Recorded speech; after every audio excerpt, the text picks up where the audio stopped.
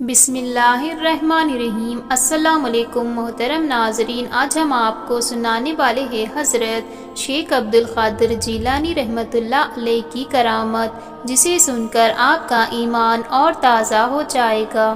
آج کی کرامت ہے بے وضو ہونے کی خبر دینا۔ شیخ ابوالفرا بن الحمامی رحمۃ اللہ علیہ کا بیان ہے کہ ایک بار مجھے بغداد شریف کے محلہ باب العزاز جانے کی ضرورت پیش آئی۔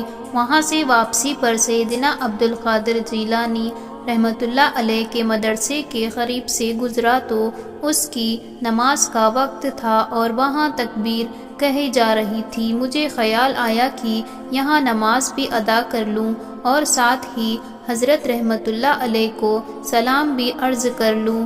جلدی میں مجھے بے وضو ہونے کا خیال نہ رہا اور اسی طرح جماعت میں شامل ہو گیا۔ سیدنا غوث اعظم رحمۃ اللہ علیہ جب نماز سے فارغ ہوئے تو آپ نے مجھ سے فرمایا کہ اے فرزند، تمہاری یادداشت کمزور ہے، تم نے اس وقت ایسے ہی نماز پڑھ لی ہے۔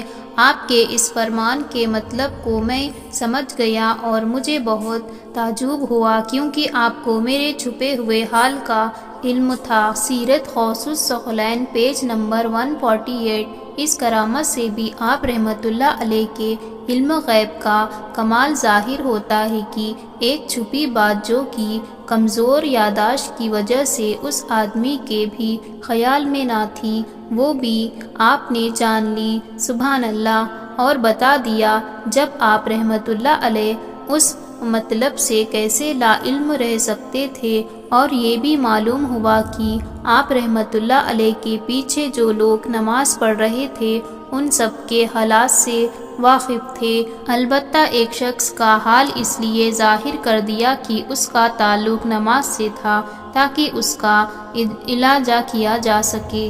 محترم ناظرین، امید کرتے ہیں آپ سب کو آج کا واقعہ بے حد پسند آیا ہوگا۔ آپ سب سے گزارش ہے کہ ہمارے چینل کو سبسکرائب کریں اور بیل آئیکن کو کلک کرنا نہ بھولیں تاکہ آنے والی ایسی ہی ویڈیو کا نوٹیفیکیشن آپ تک پہنچ سکے۔